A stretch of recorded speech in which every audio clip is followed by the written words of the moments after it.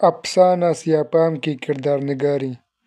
افسانہ سیاہ فام میں کردار نگاری ایک اہم عنصر ہے جو کہ کہانی کی گہرائی اور پیچیدگی کو بڑھاتا ہے۔ اس افسانے میں کرداروں کی تخلیق اور ان کی نفسیات کا تجزیہ خاص طور پر اہمیت رکھتا ہے۔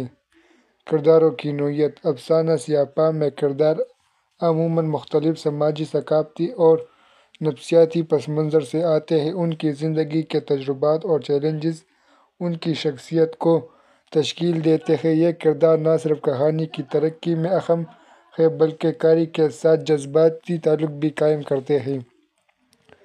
نفسیاتی پہلو۔ کرداروں کی نفسیاتی گہرائی ان کی داخلی کشمکش اور جذباتی حالتوں کے ذریعے ظاہر ہوتی ہے۔ یہ افسانہ ان کرداروں کی زندگی کے مختلف پہلوؤں کو اجاگر کرتا ہے جیسے کہ ان کی امیدیں، خواب اور خواب۔ اس طرح قاری کو ان کے ساتھ ہمدردی محسوس ہوتی ہے اور وہ ان کی کہانی میں شامل ہو جاتا ہے۔ معاشرتی تنقید۔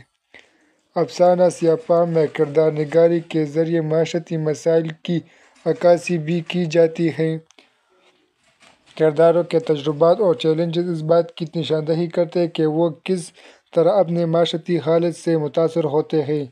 ایک طرح کی تنقید ہے جو کہ معاشرتی عدم مساوات اور نسل پرستی جیسے مسائل کو اجاگر کرتی ہے۔ نتیجہ۔ افسانہ سیاہ فام کی کردار نگاری اس کی کہانی کی روح ہے۔ یہ کردار نہ صرف کہانی کو آگے بڑھاتے ہیں بلکہ قاری کو بھی سوچنے پر مجبور کرتے ہیں کہ وہ کس طرح اپنے معاشرتی اور نفسیاتی چیلنجز کا سامنا کرتے ہیں۔ اس طرح کردار نگاری اس افسانے کی کامیابی کا ایک اہم عنصر ہے۔